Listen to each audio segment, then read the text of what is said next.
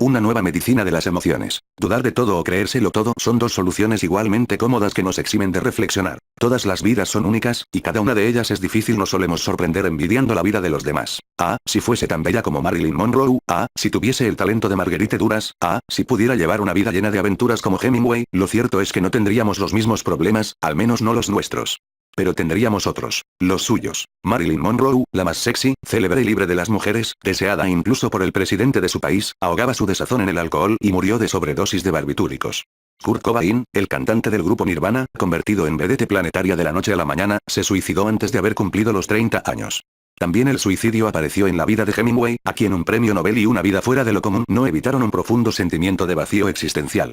En cuanto a Marguerite Duras, talentosa y capaz, conmovedora, y adulada por sus amantes, se destruyó mediante el alcohol. Ni el talento, la gloria, el poder, el dinero o la adulación femenina o masculina hacen que la vida sea fundamentalmente más fácil. Y no obstante, existen personas felices que llevan una vida armoniosa. Por lo general, tienen la sensación de que la vida es generosa. Saben apreciar lo que les rodea y los pequeños placeres cotidianos, las comidas, el sueño, la serenidad de la naturaleza, la belleza de la ciudad. Les gusta creer y construir, tanto objetos como proyectos o relaciones. Esas personas no forman parte ni de una secta ni de una religión particular. Se las puede encontrar por las 4 esquinas del mundo.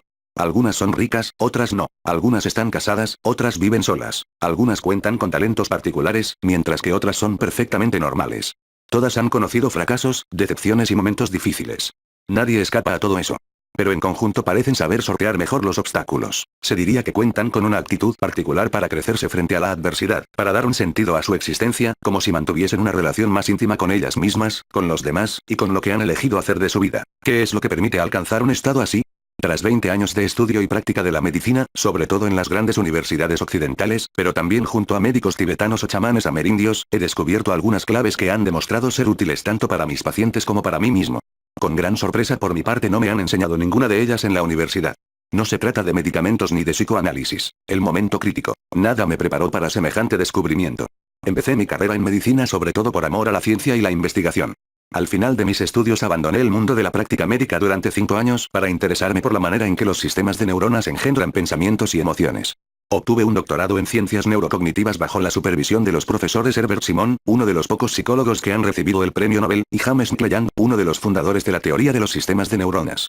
El principal resultado de mi tesis fue publicado en Science, la revista de referencia en la que todo científico espera ver publicados sus trabajos algún día. Tras esta rigurosa formación científica me costó regresar a la práctica clínica para terminar mi especialización en psiquiatría. Los médicos de los que se suponía que debía aprender mi oficio me parecían demasiado imprecisos en su enfoque, demasiado empíricos. Estaban mucho más interesados en la práctica que en la base científica que enseñaban.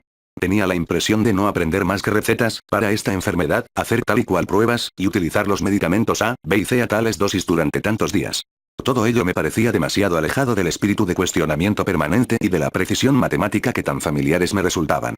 No obstante, me animaba repitiéndome que aprendía a cuidar pacientes en el seno del departamento de psiquiatría más riguroso y orientado hacia la investigación de Estados Unidos. En la Facultad de Medicina de la Universidad de Pittsburgh, nuestro departamento recibía más fondos del gobierno destinados a investigación que todos los demás, incluido el prestigioso departamento de trasplantes cardíacos y hepáticos de nuestro hospital. No sin cierta arrogancia, nos considerábamos científicos clínicos, y no simples psiquiatras. Poco tiempo después obtuve fondos procedentes del National Institute of Health y de diversas fundaciones privadas, que me permitieron crear un laboratorio de investigación acerca de las enfermedades mentales.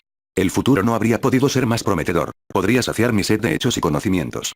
Pero al cabo de muy poco tiempo pasaría por ciertas experiencias que cambiarían por completo mi visión de la medicina y transformarían mi vida profesional. Primero fue un viaje a la India, para trabajar con refugiados tibetanos en Dharamsala, la población donde reside el Dalai Lama. Allí conocí la práctica de la medicina tradicional tibetana, que establece un diagnóstico de los, el equivalente al INSERM, Institut National de la Santé de la Recherche Médicale, organismos público francés para el fomento y la coordinación de la investigación médica. Desequilibrios gracias a la palpación prolongada de los pulsos de ambas muñecas, y a la inspección de la lengua y la orina. Sus practicantes curan utilizando solo la acupuntura y las plantas. No obstante, con toda una gama de enfermedades crónicas, parecían tener tanto éxito como la medicina occidental. Y sin embargo, existían dos grandes diferencias. Los tratamientos presentaban menos efectos secundarios y costaban bastante menos en términos económicos. Al reflexionar sobre mi práctica de psiquiatría, me pareció que mis propios pacientes sufrían sobre todo, también, de enfermedades crónicas. Depresión, ansiedad, trastorno maníaco depresivo, estrés. Por primera vez empecé a hacerme preguntas acerca del menosprecio que me había sido inculcado a lo largo de mis años de estudio hacia las medicinas tradicionales. ¿Estaba basado en hechos, como siempre había creído, o simplemente en la ignorancia? El palmarés de la medicina occidental es inigualable en cuanto a enfermedades agudas, como la neumonía, la apendicitis y las fracturas. Pero está lejos de resultar ejemplar en lo concerniente a las enfermedades crónicas, incluyendo la ansiedad y la depresión. Otra experiencia, esta más personal, me forzó a enfrentarme a mis propios prejuicios. Con motivo de una visita a París, una amiga de la infancia me explicó cómo se había recuperado de un episodio depresivo lo suficientemente serio como para destruir su matrimonio. Había rechazado los medicamentos propuestos por su médico y se había dirigido a una especie de sanadora que la había tratado mediante una técnica de relajación parecida a la hipnosis, que le permitió revivir antiguas emociones rechazadas. Algunos meses con dicho tratamiento le permitieron estar mejor de lo normal. No solo ya no estaba deprimida, sino que por fin se sentía liberada del peso de 30 años pasados sin lograr despedirse de su padre, desaparecido cuando mi amiga tenía 6 años. De repente había recobrado una energía, una ligereza y una claridad de acción desconocidas hasta ese momento. Me alegré por ella y al mismo tiempo me sentí sobresaltado y decepcionado. A lo largo de todos mis años estudiando el cerebro, el pensamiento y las emociones, especializándome en psicología científica, en neurociencia, en psiquiatría y psicoterapia, no había visto nunca unos resultados tan espectaculares. Y ni siquiera una vez había oído hablar de ese método. Y todavía peor, el mundo científico en el que me hallaba inmerso desalentaba todo interés sobre esas técnicas heréticas. No eran más que cosas de charlatanes, y por ello no merecían la atención de los médicos de verdad, y menos todavía su curiosidad científica. No obstante, era innegable que mi amiga había obtenido en pocos meses más de lo que nunca habría logrado utilizando medicamentos, o siguiendo una psicoterapia convencional. De hecho, si me hubiera consultado como psiquiatra, no habría sino restringido sus posibilidades de vivir una transformación tal. Todo ello representó para mí una gran decepción y, al mismo tiempo, una llamada al orden. Sí, tras tantos años de estudios y formación, era incapaz de ayudar a alguien que me importaba tanto. ¿Para qué servían todos esos conocimientos? A lo largo de los meses y los años siguientes, aprendí a abrir mi espíritu a numerosas y distintas maneras de curar y descubrí, con gran sorpresa, que no solo eran más naturales y suaves, sino a menudo más eficaces. Cada uno de los 7 enfoques que utilizo normalmente en mi práctica explora, a su manera, mecanismos de autocuración presentes en el espíritu y el cerebro humanos. Estos 7 enfoques han sido sometidos a rigurosas evaluaciones científicas que demuestran su eficacia, y han sido objeto de numerosas publicaciones en revistas científicas internacionales de referencia. No forman todavía parte del arsenal médico occidental, ni siquiera de la psiquiatría o la psicoterapia. La razón principal de este retraso es que aún no se comprenden bien los mecanismos responsables de sus efectos. Es un obstáculo importante, puede que incluso legítimo, para una práctica de la medicina que se autodenomina científica. No obstante, no cesa de aumentar la demanda de estos métodos de tratamiento naturales y eficaces. Y existen buenas razones para que así sea. El balance. La importancia de los trastornos ligados al estrés, como la depresión y la ansiedad, en las sociedades occidentales es bien conocida. Las cifras son alarmantes. Los estudios clínicos sugieren que entre el 50 y el 75% de todas las visitas al médico están motivadas sobre todo por el estrés. Y que, en términos de mortalidad, el estrés es un factor de riesgo más grave que el tabaco. De hecho, la mayoría de los medicamentos más utilizados en los países occidentales pretende tratar problemas directamente relacionados con el estrés. Son los antidepresivos, ansiolíticos y somníferos, los antiácidos, para la acidez y úlceras de estómago, y los dedicados a combatir la hipertensión y el colesterol. Según un informe del Instituto Nacional de Medicamentos de Francia, los franceses se hallan, desde hace bastantes años, entre los mayores consumidores mundiales de antidepresivos y tranquilizantes. Con un francés de cada 7 consumiendo regularmente un medicamento psicótropo, Francia está claramente por delante de todos los países occidentales. El consumo es incluso el 40% superior al de Estados Unidos.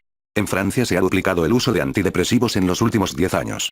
Los franceses también son los mayores consumidores de alcohol del mundo. 6. Pues a menudo el consumo de alcohol es una manera de tratar los problemas de estrés y depresión. Aunque los problemas de estrés, ansiedad y depresión no hacen sino aumentar, los que los sufren a ambos lados del Atlántico no hacen más que poner en cuestión los pilares tradicionales de la medicina de las emociones. El psicoanálisis, por una parte, y los medicamentos, por otra. Un estudio de Harvard ha mostrado que desde 1997 la mayoría de los estadounidenses prefieren los llamados métodos alternativos y complementarios para aliviar su sufrimiento, frente a medicamentos o una psicoterapia convencional. El psicoanálisis pierde terreno. Tras haber dominado la psiquiatría durante 30 años, su crédito se va agotando tanto entre el público como entre los especialistas, porque no ha demostrado de manera suficientemente clara su eficacia. Todos conocemos a alguien que se ha beneficiado mucho de una cura analítica, pero también conocemos a otras personas que no hacen más que dar vueltas en el diván desde hace muchos años. En ausencia de evaluaciones científicas y cuantificables, es difícil precisarle a un paciente que padece una depresión o ataques de angustia, cuáles son sus posibilidades de curarse mediante el psicoanálisis. Dado que los psicoanalistas convencionales suelen presentar el tratamiento como algo que puede durar más de 6 meses, cuando no años, y como dicho tratamiento acostumbra a costar más que un coche nuevo, se comprenden las reticencias de los potenciales pacientes. Aunque los grandes principios de esta cura mediante la palabra no se han puesto ciertamente en cuestión, es normal, en una situación así, que las personas intenten conocer las alternativas. El otro camino, que es el más practicado, es la nueva psiquiatría, llamada biológica, que trata principalmente mediante medicamentos psicotropos, como Prozac, Trankimazin, Vestirán, Aremis, Ciprexa, litio, etc. En los medios de información y en el mundo literario, el psicoanálisis sigue siendo el sistema de referencia dominante porque ofrece un abanico de interpretación que se adapta a todos los fenómenos humanos, se esté de acuerdo o no. Pero, en las trincheras de la práctica médica cotidiana, los que dominan son los medicamentos psicotropos, como lo demuestra el Instituto Nacional del Medicamento. El reflejo de recetar se ha generalizado de tal manera que, si una paciente llora delante de su médico, tiene todas las posibilidades de acabar con una receta para un antidepresivo. Pero, es muy frecuente que cesen los beneficios de los medicamentos psiquiátricos cuando se interrumpe el tratamiento y que un gran número de pacientes recaiga. 9. Por ejemplo, un riguroso estudio, realizado por un grupo de Harvard especializado en tratamientos con drogas, muestra que alrededor de la mitad de los pacientes que dejaron de tomar antidepresivos sufrió una recaída en el año siguiente al cese del tratamiento. Un enfoque distinto. En todo el mundo están haciendo hoy en día una nueva medicina de las emociones. Una medicina sin psicoanálisis ni Prozac. Desde hace 5 años, en el hospital de Shadyside de la Universidad de Pittsburgh, en Estados Unidos, exploramos cómo aliviar la depresión, la ansiedad o el estrés mediante una combinación de métodos que suelen utilizar el cuerpo en lugar del lenguaje.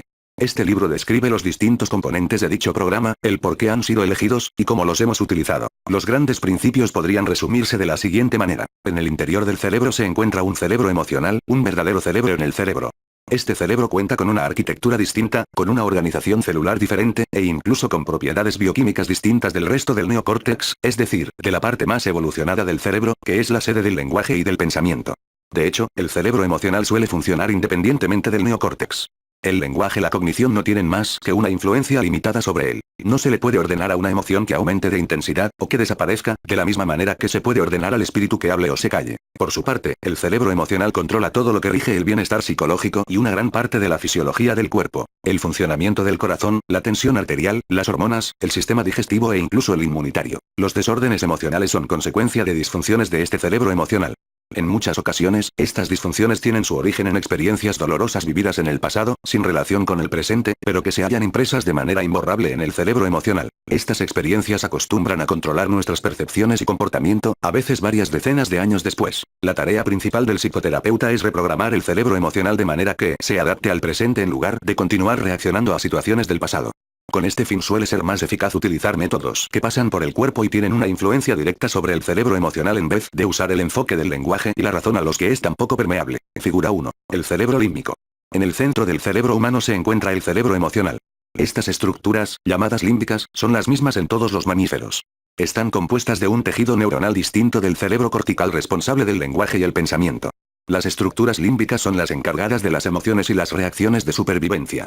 En lo más profundo del cerebro se halla la amígdala, un núcleo de neuronas donde se originan todas las reacciones de miedo. El cerebro emocional posee mecanismos naturales de autocuración. Se trata de capacidades innatas que recuperan el equilibrio y el bienestar comparables a otros mecanismos de autocuración del cuerpo, como la cicatrización de una herida o la eliminación de una infección. Los métodos que pasan por el cuerpo se aprovechan de estos mecanismos. Los métodos de tratamiento que presentaré en las páginas siguientes están dirigidos directamente al cerebro emocional. Prescinden casi por completo del lenguaje. Producen sus efectos a través del cuerpo en lugar del pensamiento. Existe un gran número de dichos métodos.